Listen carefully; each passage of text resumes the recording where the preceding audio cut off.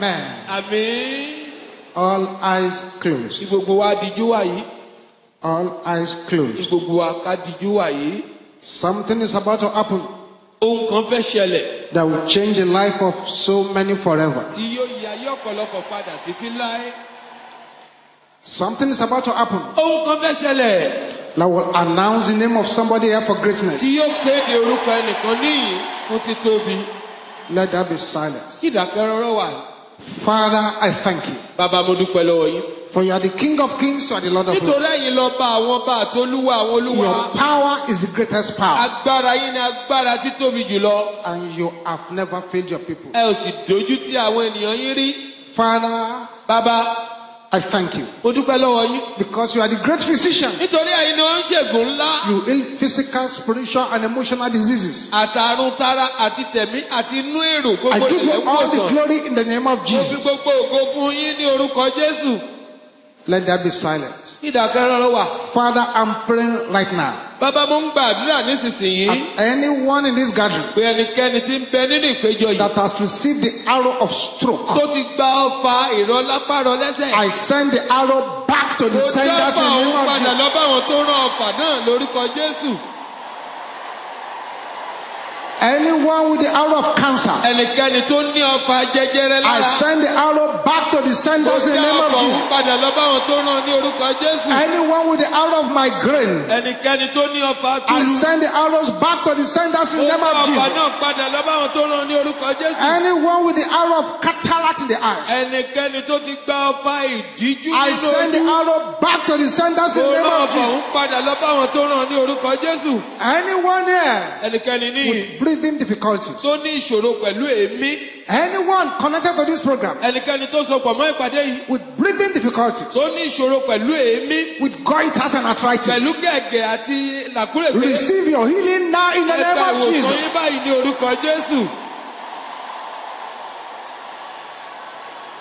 Silence. Ìdákẹ́rọ́rọ́ wà. I'm going to count 7 from here. Ó ka òǹkàdé ìkeje láti rí yìí. And in a mysterious way, Lọ́nà àdìtú. the power of the great physician Agbára oníṣègùn ńlá ni. will move Yóò rìn in the midst. láàrin agbo yìí. Some may not be able to stand. Ẹlòmíràn lè má lè dá dúró mọ́. Some may find that they are shaking. Ẹlòmíràn lè rí pé òun gbọ̀n. It's because the power of the great physician Nítorí agbára oníṣègùn ńlá is coming upon you. ó ń bà lé ọ ni. And when I count that 7, Nígbà tí mo bá sì ka òǹkàdé ìkeje. there are people here Àwọn ènìyàn ń bẹ níyìn. who are always being pushed to the back. Pushed Tó to the jẹ́ back. gbogbo ìgbà ni wọ́n ń rọ́ wọn tì sẹ́yìn rọ́ wọn tì sẹ́yìn. They are meant for the front, but they push them to the back. Ẹni iwájú ni wọ́n ṣùgbọ́n wọ́n ń rọ́ wọn tì sẹ́yìn. The hand of the great physician will come upon you. Ọwọ́ oníṣègùn ńlá yóò bà lé yín. There are people here, Àwọn ènìyàn ń bẹ níyìn. every money they intend to make, Gbogbo owó tí ó yẹ kí wọ́n ní. the enemy contests with them. Ọ̀tá ń bá wọn dùn. Today is the expiry of that contest. Òní lòpin dé bá ìbánidọ́wọ́. Because as I count 7, Nítorí bí wọ́n ti ka òǹkàdé the hand of the ìkeje. great physician shall be upon Àwọn you, oníṣègùn ńlá yóò bà lé yín. and that yoke shall be broken. Àjàgà òun yóò sì fọ́. There are people here, Àwọn ènìyàn ń bẹ níyìn. the enemy has manipulated you, Ọ̀tá ti ṣe àyídáyidá yín. manipulated your Ó brain, ti ṣe àyídáyidá ọpọlọ yín. manipulated the brain of your Ó ti children. ṣe àyídáyidá ọpọlọ àwọn ọmọ At yín. the count of 7, Nígbà tó ń kà yóò fi the pé hand of the great keje. physician will come upon you. Ọwọ́ oníṣègùn ńlá yóò bà There are lé people yín. here in the midst. Àwọn ènìyàn ń bẹ láàrin agbo. Your benefit is inside the waters, Àǹfààní yín ń bẹ nínú àwọn omi. controlled by marine powers. Táwọn agbára omi But at the ṣàkóso count rẹ̀. of this particular 7, Nígbà tí òǹkà yóò fi dé ìkeje. the yoke holding you down to the waters Àjàgà tó dè yín mọ́lẹ̀ ka inú omi. shall be broken completely. Yóò fọ́ tútú. A mighty angel has just entered into the midst. Áńgẹ́lì alágbára kan tó ti Something is about to sọ̀kalẹ̀ happen. sáré gbó nǹkan ti fẹ́ ṣẹlẹ̀. 1, Ení, 2, èjì, 3, ẹ̀ta, 4, ẹ̀rin, 5, àrún, 6, ẹ̀fà, 7. èje.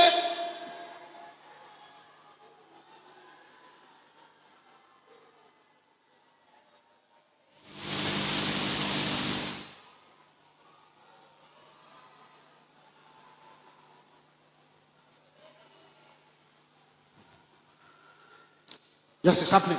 Bẹ́ẹ̀ ni ó ti ń ṣẹlẹ̀. They've been hiding in your life for years. Wọ́n ti ń fi ayé rẹ̀ pamọ́ fún ọ̀pọ̀ They ọdún. can't hide anymore. Wọn ò lè fi pamọ́. Yes, the power sitting on your career Agbára tó jókòó lé is iṣẹ́ being rẹ̀. unseated. The Oh, power she- sitting on your marriage Agbára tó is being jókòó lé unseated. ìgbéyàwó There's the rẹ̀. power of God coming Agbára upon you. Ọlọ́run ló bá lé yẹn.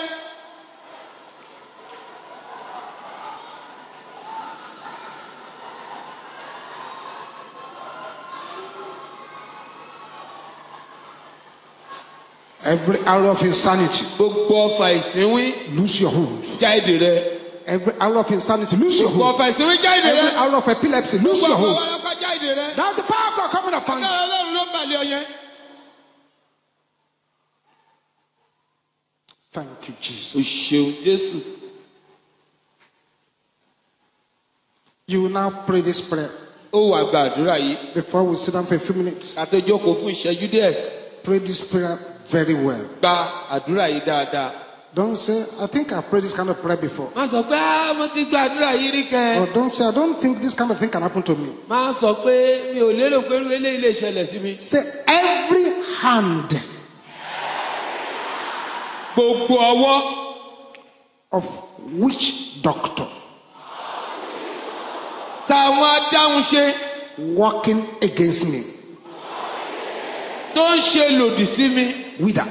rọ. Can I hear the sisters shouting it? ẹ kígbe rẹ̀ lóhùn rárá ẹ̀yin arábìnrin.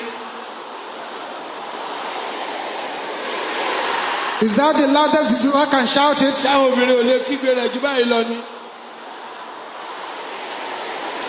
Brother, can I hear you roaring like ẹ̀yin thunder? ọkùnrin ẹ kígbe rẹ̀ bí àrá. Everybody together. gbogbo wa lápapọ̀. In the name of ní orúkọ Jesus. Jésù. Open your mouth and decree it. láìnú rẹ kó pa láṣẹ.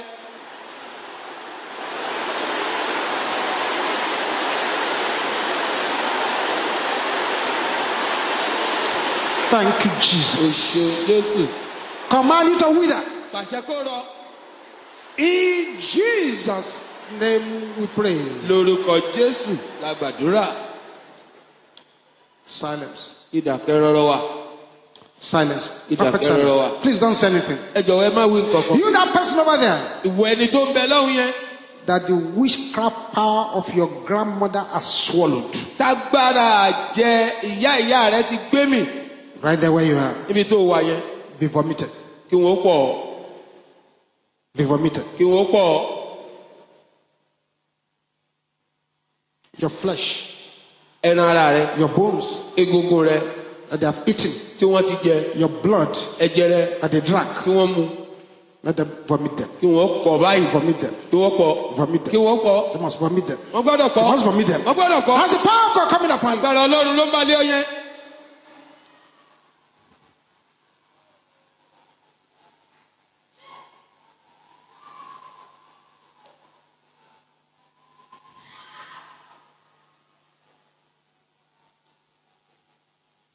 Thank you, Jesus. o ṣeun Jésù. Father, open our understanding once again. bàbá ẹ ṣí wa níyè lẹ́ẹ̀kan sí i. Lay your hands upon your children ẹ here. dá ọwọ́ yín lé àwọn ọmọ yín níhìn. In Jesus' name we pray. ní orúkọ Jésù la gbàdúrà. If this month is your birthday, remain standing. ó bá jóṣù yìí ló máa ń ṣe ọjọ́ ìbí rẹ dìde dúró. Father, I thank you for these your children bàbá mo dúpẹ́ lọ́wọ́ yín fún who àwọn ọmọ are yín wọ̀nyí celebrating their birthday this month. tí wọ́n ń ṣe àjọyọ̀ ọjọ́ ìbí wọn lóṣù Father, yìí. lay your hands upon their lives in the name bàbá of ẹ Jesus. dá ọwọ́ yín lé ayé wọn ní orúkọ The hand Jésù. of God shall arise and fight all your ọwọ́ battles in the Ọlọ́run name yóò of dìde Jesus. yóò sì gba gbogbo rẹ̀ jà rẹ̀ jà And ní by this orúkọ time next Jésù. year, you'll be a bigger bundle of níwòye ọdún testimonies. tó ń bọ̀ ó ti di ẹni tí ìjẹ́rìí rẹ̀ ti pọ̀ rẹpẹtẹ. Jesus' mighty name we pray. ní You orúkọ ńlá Jésù Kristi la gbàdúrà. may have your seat. God bless you. ẹ jókòó Ọlọ́run yóò bùkún fún yín. Please listen to me carefully for a few minutes. ẹ jọ̀wọ́ fún ìṣẹ́jú díẹ̀ ẹ tẹ́tí bẹ̀lẹ̀ jẹ́ gbọ́ mi. This service is about to come to an end, a ò ní pẹ́ parí ìsìn yìí o. but listen carefully to the few words I'm going to speak from here. ìgbà tẹ́tí bẹ̀lẹ̀ jẹ́ gbọ́ ìwọ̀nba ọ̀rọ̀ tí mo fẹ́ sọ láti yìí. Beginning from next Power Must Change Hands, láti agbára gbọ́dọ̀ pààrọ̀ ọwọ́ tóṣù tó ń bọ̀. a program is going to start here at Power Must Change Hands a ó bẹ̀rẹ̀ ètò kan ní agbára gbọ́dọ̀ pààrọ̀ ọwọ́ ń bí. called Deep Deliverance. tá a ń pè ní ìtúsílẹ̀ tó jinlẹ̀. Deep Deliverance. ìtúsílẹ̀ tó jinlẹ̀. It is important when you are coming for that program ó ṣe pàtàkì pé tó bá ń bọ̀ fún ìpàdé yẹn to come fasting. kó o gbàwẹ̀ wá. For those of you who are not used to fasting to Power Must Change Hands, is you are just cheating yourself. fún ẹ̀yin tí ẹ kì í gbàwẹ̀ wá sí agbára gbọ́dọ̀ pààrọ̀ ọwọ́ wá ẹ̀yin yanra yín jẹ ni. You come fasting. ẹ ó gbàwẹ̀ wá. Then come with your own personal bottle of anointing oil. kó o sì ra ìgò òróró ólífì tirẹ̀ kó This fún wa. is not anointing service. níṣẹ́ ìsìn ìfòróyàn o. This is deep deliverance service. ìsìn ìtúsílẹ̀ tó jinlẹ̀ ni. And we're going to be taking issues one at a time. a ó sì máa mú àwọn ọ̀rọ̀ lẹ́yọ kọ̀ọ̀kan. The issue we're to address in March ọ̀rọ̀ tá ó dojúkọ ní oṣù kẹta is what I want to give a small explanation ni mo fẹ́ ṣe àlàyé díẹ̀ nípa rẹ̀. so that you can come prepared. tẹ́ bá lè gbáradì tẹ́ bá ti ń bọ̀. Especially pàápàá jùlọ if you know that has been a problem for you. tó bá mọ̀ pé nǹkan náà ó ti jẹ́ ìṣòro This is fún why I ọ. say listen carefully to me. òun ni mo fi wípé kẹ́ ẹ tẹ́tí bẹ̀lẹ̀ jẹ́ gbọ́ mi. For the next few minutes, let me explain to you what we call the dragon at the edge of breakthrough. fún ìṣẹ́jú díẹ̀ mo fẹ́ ṣàlàyé fún yín ohun tá a pè ní dragoni ní góńgó àlàjá. The dragon dragoni at the edge of breakthrough. ní góńgó àlàjá. The dragon dragoni at the edge of breakthrough. ní góńgó àlàjá.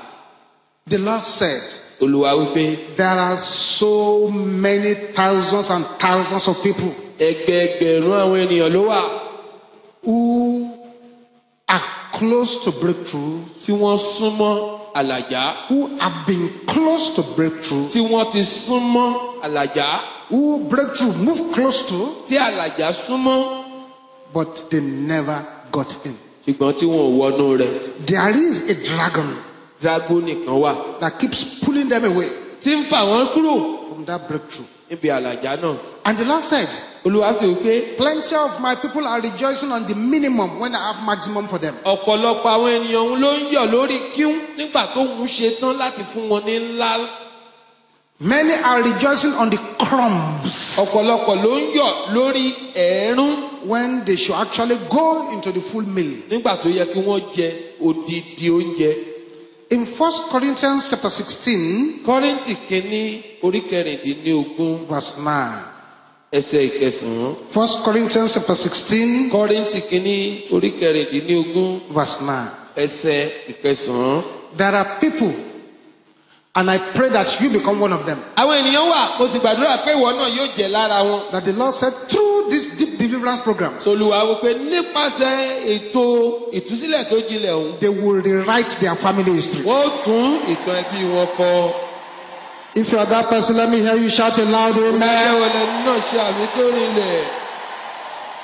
1 Corinthians chapter 16, kọ́ríńtì kínní orí kẹrìndínlógún verse 9. ẹsẹ̀ ìkẹsàn-án. If you are there, say yes. ẹni bá ti ṣíbẹ̀ kó wípé bẹ́ẹ̀ ni Are you there? ṣé ẹ ti ṣíbẹ̀. It says, ó ní for a great door nítorí pé ilẹ̀kùn ńlá and effectual àti àìtàsé is open unto me. ṣí sílẹ̀ fún mi. But there is a problem. ìgbọ́n ṣòro kan wà o. And there are many what? Adversaries. ọ̀pọ̀lọpọ̀ sí ní àwọn ọ̀tá tí ń bẹ. The door is open. ilẹ̀kùn ń ṣí sílẹ̀. The door is there. ilẹ̀kùn ń bẹ níbẹ̀. But by the mouth of that door, ṣùgbọ́n lẹ́nu ilẹ̀kùn ọ̀hún there is a congregation of adversaries àkójọpọ̀ àwọn ọ̀tá ló pèsè síbẹ̀. saying, no, tí wọ́n pe kámẹ́rì you will not get inside. ò lè wọlé. No, bẹ́ẹ̀ kọ́ you will not get ò inside. lè wọlé. So right there where you are, nítorí náà bí tó wà yẹn. boiling anger, pẹ̀lú ìbínú tó ń ru. raise up your right hand to the heavens lọ́wọ́ ọ̀tún rẹ̀ sókè ọ̀run. and roar this loud and clear, kò sì ké ramúramù báyìí. louder than anyone around you. lówó kejì gbogbo ẹni tó wà lẹ́gbẹ̀ẹ́ Before rẹ̀. the angels I'm seeing depart from here. bí àwọn áńgẹ́lì tí mò ń wò yìí kí wọ́n tó kúrò bí. Say, pass! agbára Say no to my breakthroughs. tó ń ṣe bẹ́ẹ̀ kọ́ sí àlàjá. You are a joker. aláwàdà ni ọ́. In the name of ní Jesus. orúkọ Jésù. Open your mouth and decree. lánàá rẹ kó pa láṣẹ.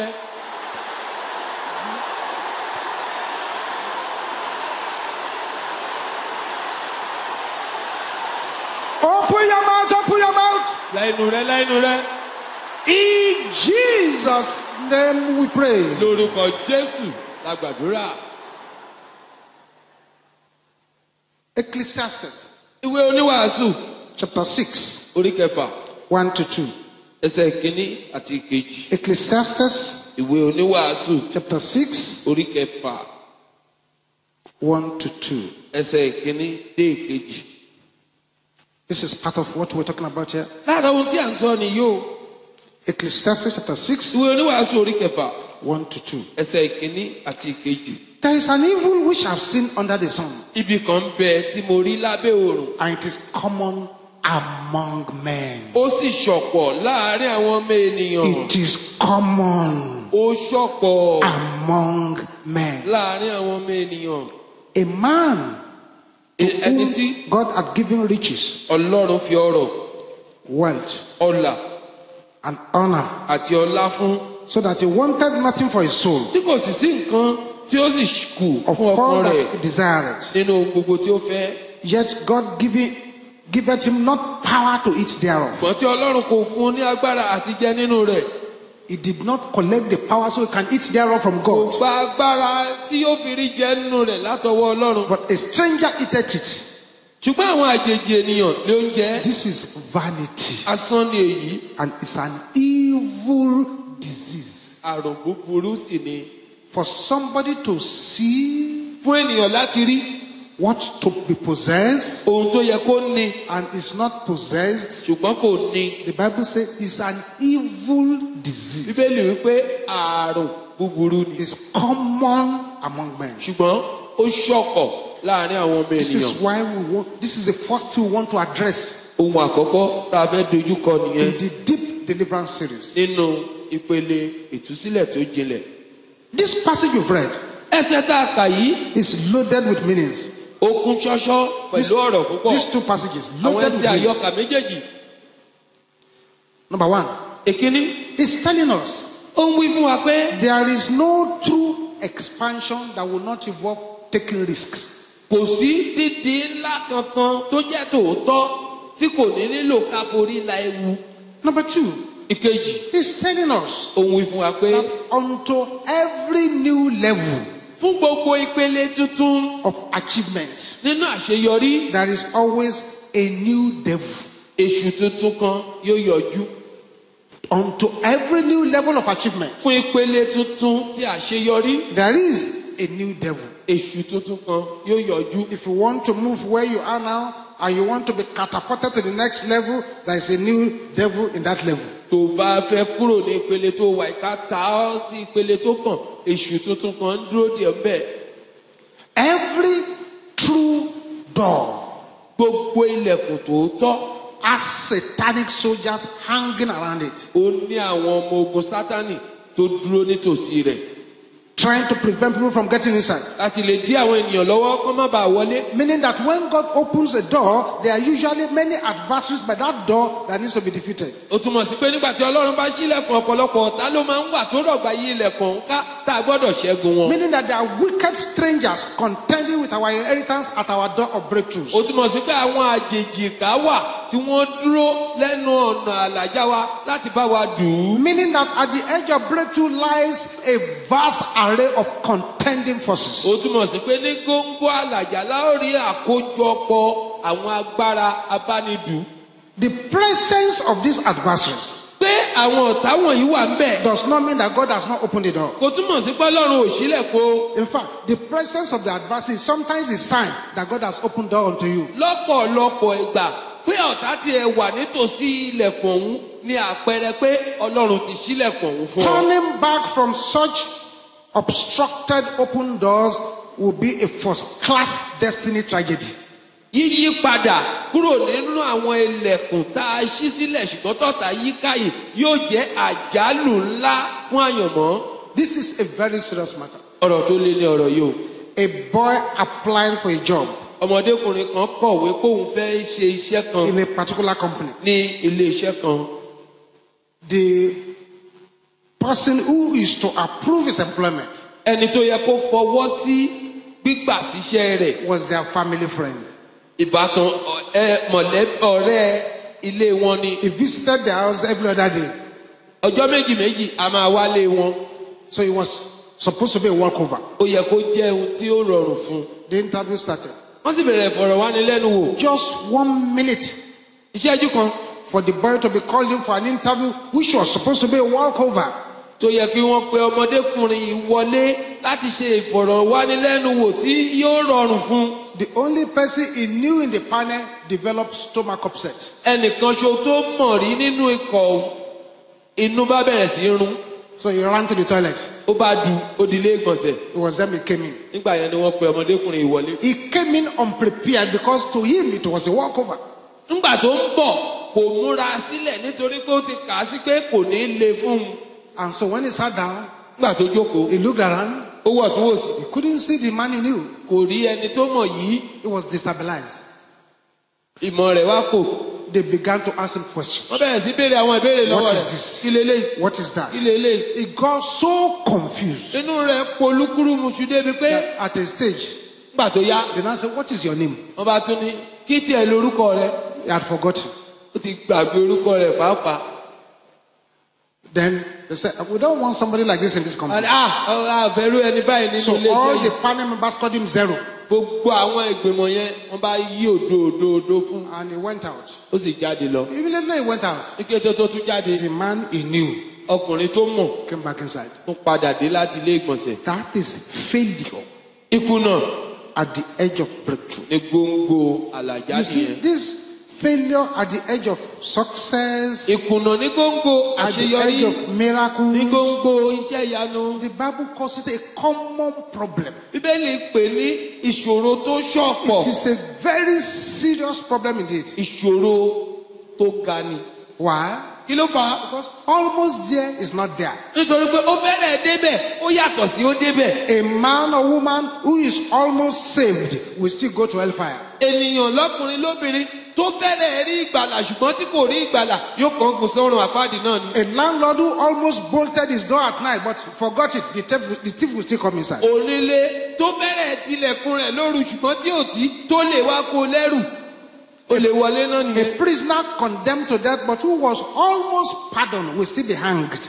ọ̀daràn tí wọ́n dájọ́ kú fún ṣùgbọ́n tó fẹ́rẹ̀ rí àforíjì ṣùgbọ́n tí wọn ò foríjì wọ́n á gbé kọ́gi náà ní kẹ́yìn. A man who was almost saved from drowning in the river but was not saved will still die. ọkùnrin tí wọ́n fẹ́rẹ̀ gbà kó má bàa mú mi yó ṣùgbọ́n tó mú mi yóò kú síbẹ̀ náà ni. A ship almost saved from sinking will still sink.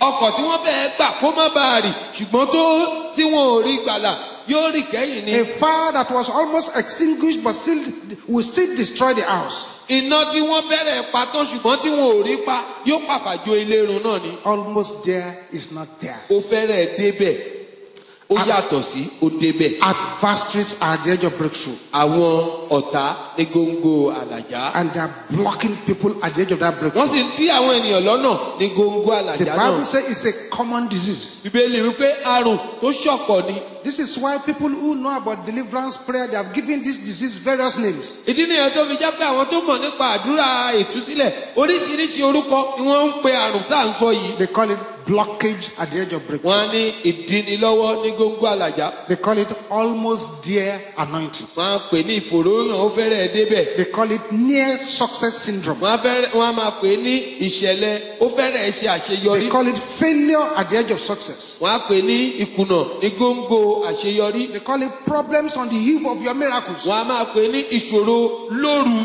iṣẹ́ ìyanu rẹ. They call it problems on the night preceding your morning of joy. wọ́n á pè ní ìṣòro ní òru ṣáájú òwúrọ̀ ayọ̀ rẹ. They call it seeing but not obtaining. wọ́n á máa pè ní fífojú rí ṣùgbọ́n ìmọ̀wọ́ bà á. They call it that your labor is going to Pharaoh. wọ́n á pè ní kí làálẹ̀ ènìyàn máa lọ sí ọ̀dọ̀ Fáráò. They call it emptiers. wọ́n á máa pè ní afiniṣòfò. These are terrible and destructive spirits. àwọn ẹ̀mí tó burú tó sì ń panirun ni wọ́n. Horrible, destructive spirits. wọ́n jẹ́ ẹ̀mí tí ò dára tó ń panirun. A man died on the street ọkùnrin kan kú lójú òpópónà in London ní on ìlú ọba. the day that they appointed him as the ambassador of his country. lọ́jọ́ tí wọ́n yàn án gẹ́gẹ́ bí ikọ̀ orílẹ̀-èdè rẹ̀. A power had finished him up. agbára kan ó parí ọ̀rọ̀ rẹ̀. I'm praying for somebody here today. mo ń gbàdúrà fún ẹnìkan ní ìlú. All these battles that you always face, ní gbogbo àwọn ogun tó ń dojúkọ nígbà gbogbo yìí. whenever a breakthrough is coming your way, tí alàjà bá ti fẹ́ wá bá ọ. I paralyze them in the name of mo Jesus. sọ wọn dà láìlágbára ní orúkọ Jésù. Let your amen roar like thunder. Jẹ́ kí àmì rẹ̀ ó dún bí àrá. Indications Àwọn àpẹẹrẹ that there is a battle that the battle at the edge of breakthrough is on. pé ogun ń ṣẹlẹ̀ ní góńgó àlàjá rẹ̀. It's you that you are believing a holy life. Nígbà tí ìwọ tó ti ń gbégbé ayé ìwà mímọ́ All of a sudden, lójijì. an unusual sexual urge comes upon you. Ìfẹ́ fún ìbáṣepọ̀ tí ò wúlò kan ó kàn déédéé bá ọ. Know that your breakthrough is close. Mọ̀ pé àlàjá rẹ̀ súnmọ́ tòsí The nìyẹn. dragon at the mouth Dragoni lẹ́nu ilẹ̀kùn. wants to push you into something Ó fẹ́ ti ọwọ́ inú nǹkan míì so that you won't get it. kó má bàa gba àlàjá yẹn. Sexual dreams Àlá nípa ìbáṣepọ̀. masquerades in the dream. Rírí eégún lójú àlá. Going back to your junior school, Pípadà lọ sí ilé ẹ̀kọ́ alákọ̀ọ́bẹ̀rẹ̀. wandering aimlessly around, Rírìn kiri. seeing dead relatives in the dream, Rírí àwọn ìbátan tó ti kú lójú àlá rẹ̀. swimming in the dream when you are not a swimmer physically. Lílúwẹ̀ẹ́ nínú omi lójú àlá nígbà tó jẹ́ pé láì ní ojú ayé ò mọ̀wẹ̀. Counting coins, Kíka àwọn owó onírin. traveling, not arriving at destination, all those funny Rírìn dreams. àjò kéèyàn má sì débi tó ń lọ àwọn alárédèrèdè bẹ́ẹ̀. Animals pursuing you, Káwọn ẹranko máa léèyàn kiri. being pressed Kí down, wọ́n tẹ ènìyàn mọ́lẹ̀. carrying feces or being smeared by excreta, Gbígbé ìgbọ̀nsẹ̀ àbí kí wọ́n fi ìgbọ̀nsẹ̀ rẹ́ èèyàn lára lójú àlá. snails or tortoise, Rírí ìgbín tàbí ìjàpá lójú àlá. worry, Àníyàn, unclean thoughts, àwọn èrò àìmọ́, lukewarmness, ìlọ́wọ́wọ́, hearing strange voices. gbígbọ́ ohun àjèjì. All these are indications Àwọn ilé wọ̀nyí àpẹẹrẹ tàbí ìtọ́kasí ni you are approaching a breakthrough pé ò ń súnmọ́ àlàjá. and the enemy has started. Ọ̀tá sì ti bẹ̀rẹ̀ iṣẹ́. I remember the story of that brother. Mo rántí ìtàn arákùnrin kan báyìí. Anytime he was close to a breakthrough, Gbogbo ìgbà tí àlàjá rẹ̀ bá ti kú gẹ́gẹ́ báyìí that particular night, lálẹ́ ọjọ́ náà he will have a dream yóò lálàá. that somebody gave him palm wine to drink. Bẹ́nìkan fún òun ní ẹmu mu. Once he drank that palm wine, Tó bá sì ti mu ẹmọ. anything he touches the next day will fail. Ohunkóhun tó bá dáwọ́lé lọ́jọ́ kejì yóò fìdí rẹmi ṣáá ni. He started praying in his church, Ó bẹ̀rẹ̀ sí gbàdúrà nílé ìjọsìn wọn. a church where they do not believe in deliverance. Nínú ìjọ tí wọn ò ti gbàgbọ́ nínú ìtúsílẹ̀. He started praying in his church. Ó bẹ̀rẹ̀ sí gbàdúrà nínú ìjọ wọn. Then Nígbà náà, he thought it was a joke èdè ló pé until a day to his wedding. àfìgbà tó ku ọjọ́ kan tí yóò ṣe ìgbéyàwó. The night of his wedding again, Lóru ọjọ́ tí yóò ṣe ìgbéyàwó. they brought the palm wine. Wọ́n bá tún gbẹ́mu kẹ́mu dé. He knew that there was trouble. Ó sì wá mọ̀ pé wàhálà ló dé báyìí That day, lọ́jọ́ náà. the bride got to church 9 a.m. Ìyàwó dé ilé ìjọsìn láago 9 waiting for láàárọ̀. the bridegroom. Ó bẹ̀rẹ̀ sí dúró de ọkọ ìyàwó. Bridegroom coming on the way, Ọkọ ìyàwó ń bọ̀ lọ́nà. the vehicle had an accident. Ọkọ wọn ó ní jàǹbá. Fortunately, he did not die. Kò sì kú nínú ìjàǹbá ọkọ̀ náà. He jumped out of the vehicle, Ó bẹ́ bọ́lẹ̀ nínú ọkọ̀ náà. took a motorbike to make the Ó service. tún mú ọ̀kadà láti lè bá wọn lẹ́nu ìsìn. The best man was another motorbike. Ọ̀rẹ́ ọkọ ìyàwó ìyẹn náà mú ọ̀kadà mìíràn. Again, a vehicle pushed his own motorbike into the gutter. Ọkọ̀ kan ó tún dé ìyẹn tún ti kẹ̀kẹ́ tó ń gùn sínú kọ́tà. Was smelling and stinking, and the clothes were dirty. Ó ń rùn aṣọ rẹ̀ sì ti dọ̀tí. So they ran into a neighborhood house. Wọ́n bá wọ inú ilé aládùúgbò kan. The bridegroom gave him his own dress, Ọ̀rẹ́ ọkọ ìyàwó bá fún un láṣọ títí so ẹ̀. at least he can wear something. Kó ṣàrí nǹkan wọ̀. They started going again, Wọ́n tún bẹ̀rẹ̀ sí lọ pẹ̀lú ìrìnàjò wọn. Wọ́n tún lọ. only for when they were close to church, Nígbà tí wọ́n súnlé mọ́ ilé ìjọsìn. they had Kẹ̀kẹ̀kẹ̀kẹ̀kẹ̀. the engine of the vehicle knocked. Ẹ́ńjìnì ọkọ̀ yẹn bá tún wáyé lù. So he had to come down and started running. Ó bá bọ́lẹ̀ ó tún kí eré mọ́lẹ̀. Eventually got to church Ó pàpàdé ilé ìjọsìn at 1 in the afternoon. ní aago kan ọ̀sán. The bride had cried and cried and cried. Ìyàwó ti sunkún ojú rẹ̀ ti fẹ́ yọbọ́. I'm praying for somebody here. Ó ń gbàdúrà fẹ́nìkan ní. Every ancestral power, Gbogbo agbára every ìrandíran. domestic power, Gbogbo agbára every ìdílé. envious witchcraft Gbogbo àjẹ́ onílára. that is surrounding your door of Tó breakthrough, lọ́gbà yí ilẹ̀kùn I àlájá command them to die in the name of wọ́n Jesus. kú ní orúkọ Jésù. Let your amen roar like Jẹ́ kí thunder. àmì rẹ̀ dún bí àrá.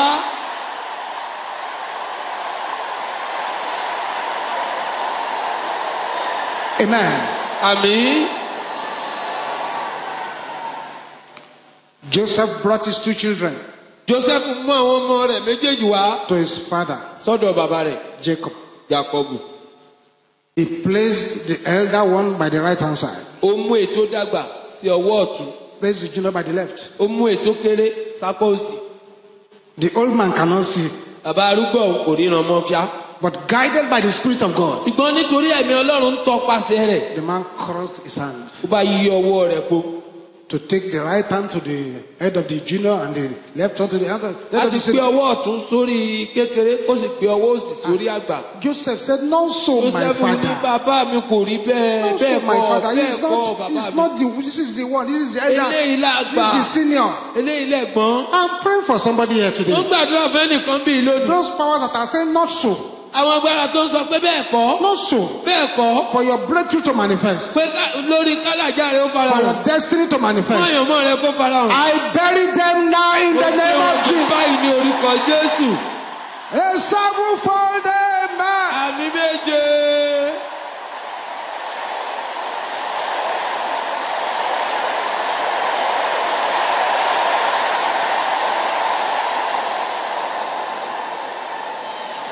Rise to your feet now. Dìde dúró báyìí.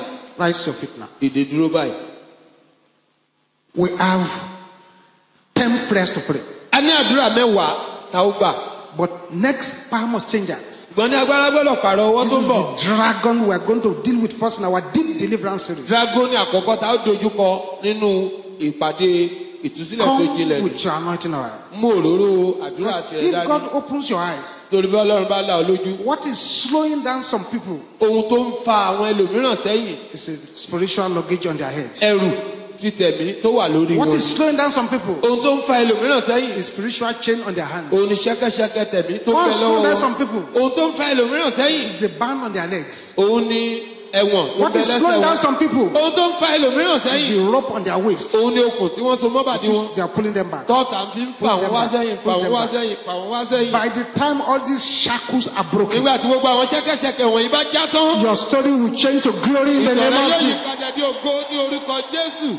All eyes closed. Kí gbogbo wa dìjú báyìí. But you see, if you are here today Nígbà tó bá ń bẹ ń bí lónìí. and you are not born again, Tó o sì tí ì di àtúnbí. you have not yet surrendered your life to O ì tí ì Jesus, fi ayé rẹ fún Jésù. these 10 prayers will be of no use to you. Àwọn àdúrà yóò ní wúlò fún ọ. If you are like that, Tó bá jẹ́ bó ṣe rí please nìyẹn. just run quickly to the altar here. Tètè máa bọ̀ níwájú pẹpẹ. We don't have time. We want to go and pray. A ò ní àkókò tó kọ́ afẹ́lẹ́ gbàdúrà o. Run quickly to the altar, surrender your Ẹ máa life to túbọ̀ Jesus, níwájú pẹpẹ ní kánkán. so that you can be part of the blessing of these prayers. Láti fa ayé yín fún Jésù Kristi kẹ́bá lè jẹ́ alábàápín nínú àwọn Find the way ìbùkún to the àdúrà altar yìí. very quickly. Ẹ tètè máa bọ̀ níwájú pẹpẹ. Jesus is waiting for you here. Jésù dúró dè yín. Those of you at the altar, I Ẹni congratulate tẹ́ you. wà níwájú pẹpẹ mo kí yín kú You've oríire. taken the most important decision in Ìpinnu tó life. ṣe pàtàkì jùlọ láyé òun lẹ ṣe yìí. Just bow down your heads where you are Nísinsìnyí ẹ tẹríba níbi tẹ́ wà. and say what I'm going to say Ẹ wá after. wí tẹ̀lé mi báyìí. Say, Father, Pé bàbá in the name of ní Jesus, orúkọ Jésù. I come before you now. Mo tọ̀ yín wá Lord nísinsìnyí. Jesus, Jésù Olúwa. come into my life. Wọ̀nù ayé mi wá. Take control of my life. Gba àkóso ayé mi. In Jesus' Ní name, orúkọ Jésù. amen. Àmín. I'm going to pray with you now. Wọ́n gbàdúrà fún Father, I yín. thank you for your children here. Bàbá mo dúpẹ́ lọ́wọ́ yín fún àwọn ọmọ yín wọ̀nyí. I pray, oh Lord, Mo gbàdúrà Olúwa that you will lay your hands upon pé them. ẹ ó da ọwọ́ yín lé wọn. Anoint them by your power. Ẹ fòróró agbára yín yàn wọ́n. Do great and marvelous wonders in Ẹ their ṣe lives. ohun àrà àti ohun ńlá. Today that they have surrendered their lives to Jesus, Lónìí tí wọ́n ti fàyè wọn fún Jésù. let their lives no longer remain Ayé the wọn same. má ṣe rí bákan náà mọ́. In Jesus' name we pray. Ní orúkọ Jésù Amen. àgbàdúrà.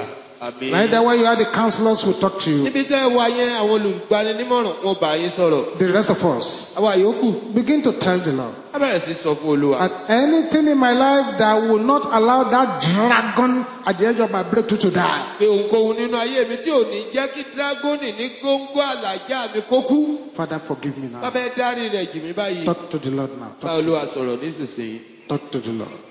Bá Olúwa sọ̀rọ̀.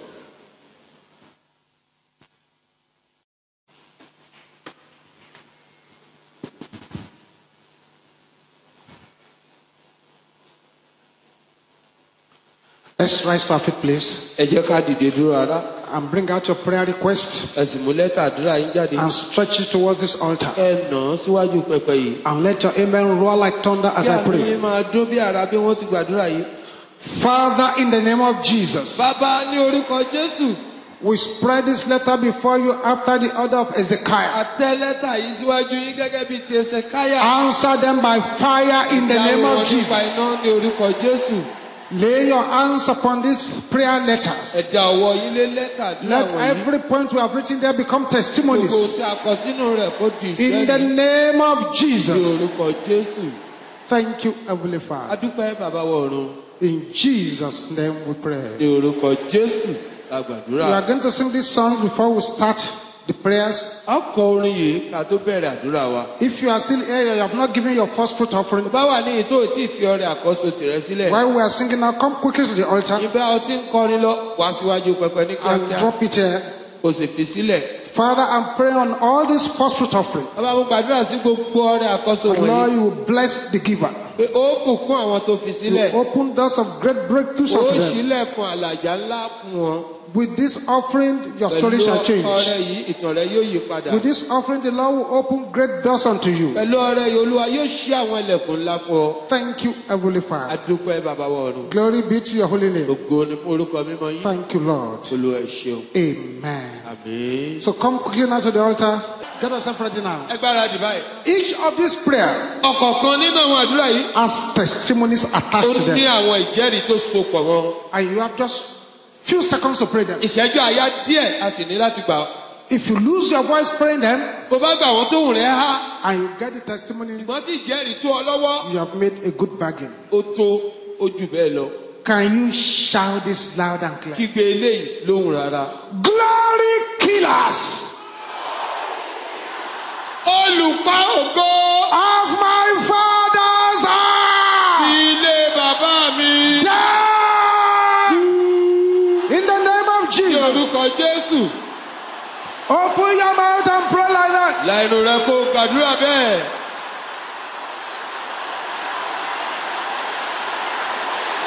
Thank you, o Jesus. ṣeun Jésù. In Jesus' name we pray. lórúkọ Jésù la gbàdúrà. Evil powers agbára ibi in my place of birth ní ibi tí a ti gbé bí mi. assigned against me. tí wọ́n yàn lòdì sí mi. Can I hear you say that ẹ again? kígbe rẹ̀ lóhùn rárá. Die! Deal with that evil power. gbógun ti agbára búburú náà.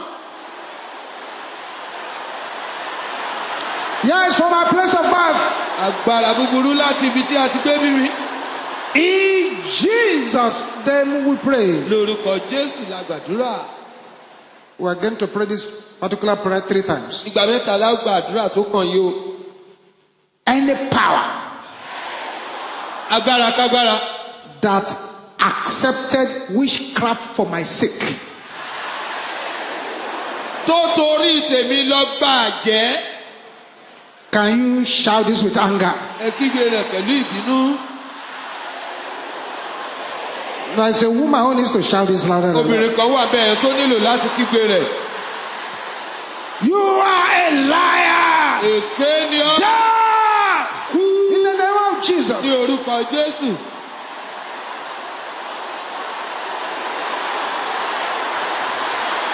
Thank you, Jesus. o ṣeun Jésù. In Jesus' name we pray. lórúkọ Jésù la gbàdúrà. Number 2, open your mouth and pray the same prayer.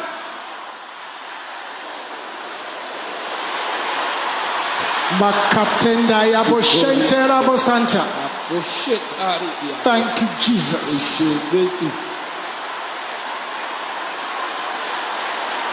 In Jesus' name we pray. lórúkọ Jésù. Number 3, shout it loud.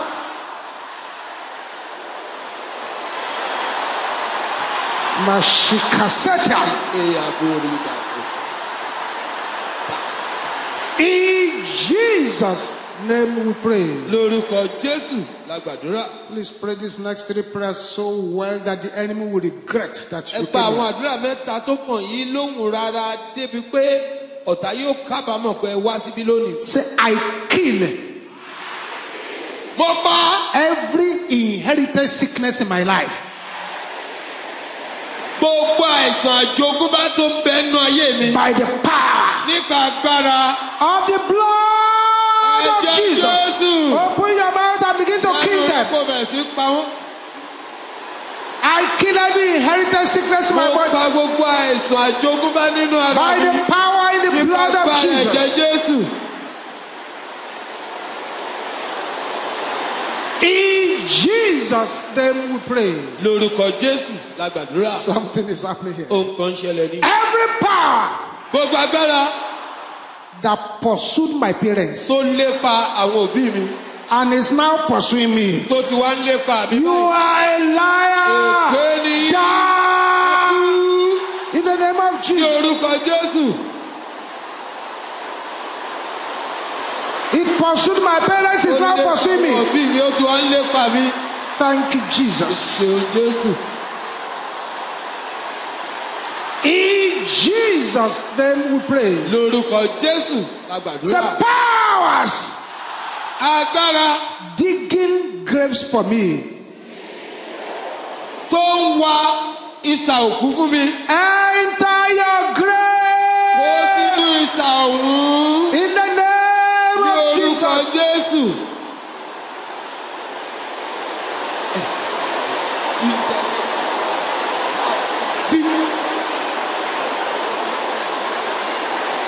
Thank you, Jesus. o ṣeun Jésù.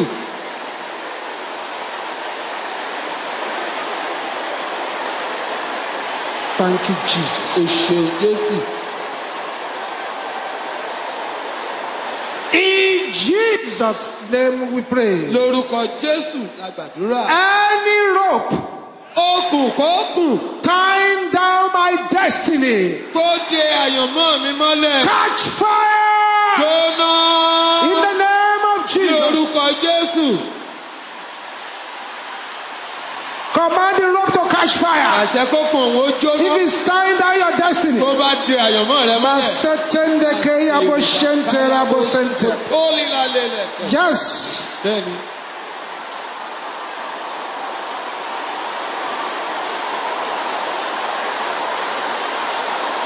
In Jesus' name we pray. lórúkọ Jésù la gbàdúrà. Say the mistakes of my parents àṣìṣe àwọn òbí mi will not become my tragedy. kò ní di ìjàmbá In the tèmi. name of ní Jesus. orúkọ Jésù. Open your mouth and decree. lẹ́nu rẹ kó pa láṣẹ.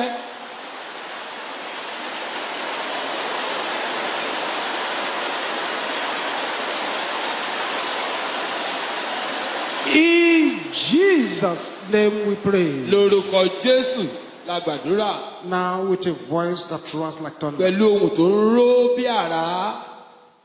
Say, oh God, arise. Ọlọ́run dìde. Can you shout that louder than that? ẹ kígbe rẹ̀ lóhùn òkè. Intervene in the affairs of Nigeria. dá sí ọ̀rọ̀ Nàìjíríà. In the name of ní Jesus. orúkọ Jésù. Open your mouth and ask for a divine intervention. ẹ lanu ká ẹ béèrè fún ìdásí Ọlọ́run. Divine intervention. ìdásí Ọlọ́run.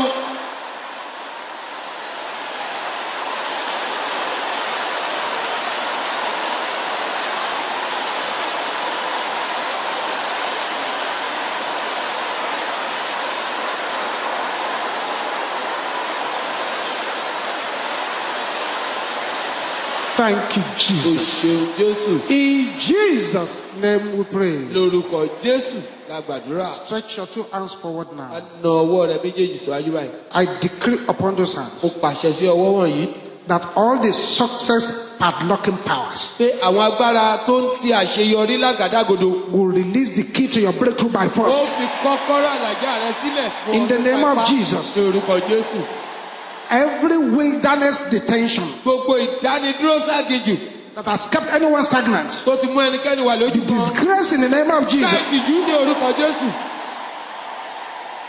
Every pit gbogbo ọ̀fìn diverting your benefits. tó ń yiri àǹfààní rẹ síbòmíràn. I bury that peace now in the name Mo of gbé Jesus. ọ̀fìn náà jì ní orúkọ Jésù. Right there with your hands stretched forth. Pẹ̀lú ọwọ́ rẹ tó tẹ̀síwájú yìí. Receive a present from the Lord. Gba ẹ̀bùn láti ọwọ́ Receive Olúwa it. gbà. Receive it. Gbà. Receive it. Gbà. Receive it. Gbà. Receive it. Gbà. Receive it. Gbà. Receive it. Gbà. Receive it. Gbà. Receive it. Gbà. Receive it. Gbà. Receive it. Gbà. Receive it. Gbà. In the name of Ní Jesus. orúkọ Jésù.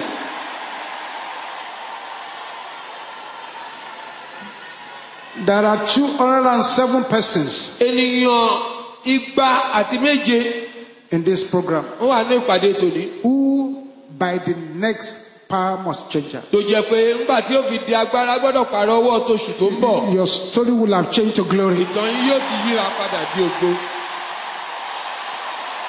Thank you, Jesus. Èṣù Jésù.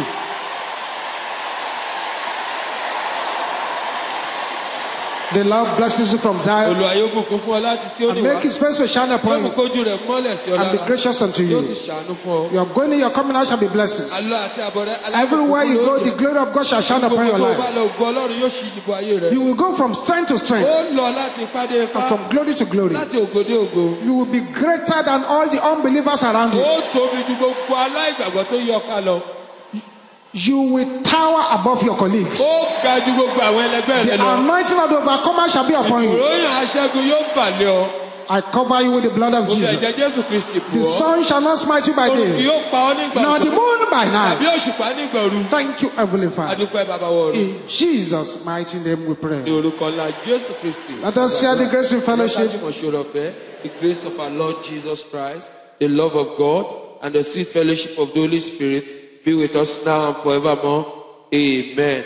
Surely, goodness and mercy shall follow us all the days of our lives, and we shall dwell in the house of the Lord forever and ever. Amen. 21 thunderous hallelujah.